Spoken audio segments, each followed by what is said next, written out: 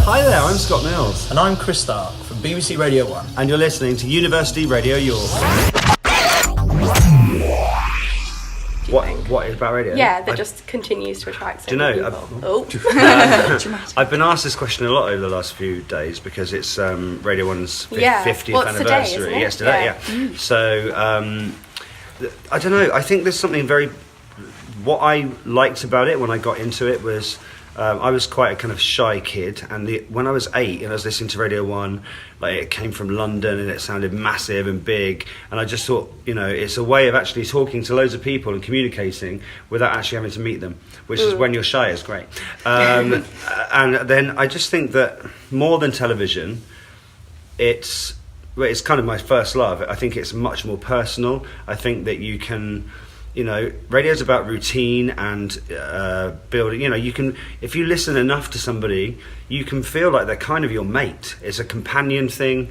It's and it's one-on-one. A lot of people don't really listen to the radio in droves. It's kind of like it's a personal experience between you and the broadcaster. And I think the best broadcasters are the ones where you feel that actually you could be their mate. Do you know what I mean? Like they come into your home and... A bit, because some people, when they meet us, they're like, I feel like I already know you, because we actually do share quite a lot of our lives on air. And that, you can't really fake that. It's kind of, you can't make that up, so... Yeah, I think TV can distract from that as well. So I think, in answer to your question, why is radio still such a massive thing, and why do people love it so much, and why do people love Radio 1, is because I think Radio 1, out of any station... I mean, for all of us growing up, probably have loved listening to Radio 1. And it's exactly what Scott said, it's that special relationship. And I don't think you can have that same special relationship, really, on TV.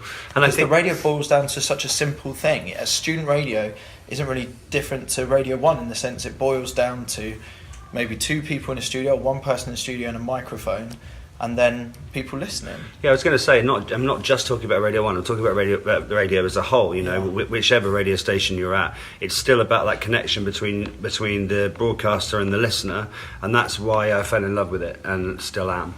So you already mentioned you're from student radio and you sort of broke into student radio. I kind of broke in, yeah. Is that how you both got started in radio then? Yeah, and I also did a bit of hospital radio for a while, which is kind of a dying thing now, really, but it still exists in some places. Is it a bit of a who? It's a little bit of a who. But student radio, I think for younger people, it's student radio. Hospital radio was a really funny one because I think, like, when I was involved in hospital radio, I'm sure certainly when Scott was involved in hospital radio, it was because anything else would cost a lot of money to listen to or watch, but the radio was free, so it became a nice companion thing. But even then, I don't think that there was, say, loads of people. It was a lovely service to do, but there wasn't probably loads of people listening at any one time. No, it was more about I just loved using it to explore your hobby and your passion. Yeah, I mean, I was going to my hospital radio when I was 12 because I loved it so much. I just wanted to be in the environment of the radio studio. I kind of soaked it up. I watched and learned from people. I saw what they were doing with the equipment and how they were editing things and what they were saying on the air. And I just kind of literally, like a sponge, just soaked it all up and really enjoyed being there. Well, it's your not your 50th. Radio 1's 50th. Apologies. We're approaching our 50th as well, actually, as the oldest independent radio station in the UK. Oh, I didn't know really? that. Yeah, so that's next year. That's awesome. So we're in preparations for that at the moment. It's been going that long. Yeah, we're an old one. Yeah. a lot of change has happened. We've got some old footage as well. I wouldn't think that student radio has been going that long, Yeah. Wow. It's shocking. Yeah. Great though. This is a bit of a big one. The future 50 years, the next 50 years. Will radio still be here in 50 years? Absolutely, yes. I think that it will evolve as television has evolved. If you think about even 20 years ago, if you wanted to watch your favourite show, you would have to stay in on Saturday night and watch it at 7:20 or whatever time it was on. Now you can catch up on that show whenever you want.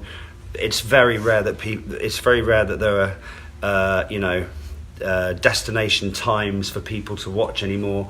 Even 5-10 years ago, do you remember that whole thing on Saturday night where it was like, I need to get home to watch X Factor or whatever? I mean, I think everyone will remember that. That's not that long ago, and now you don't have to worry about that because it's all just there when you want it. So I think that radio will become a lot more like that. But I think that as many streaming services as you get, and whatever comes next, nothing can actually take the place of that relationship.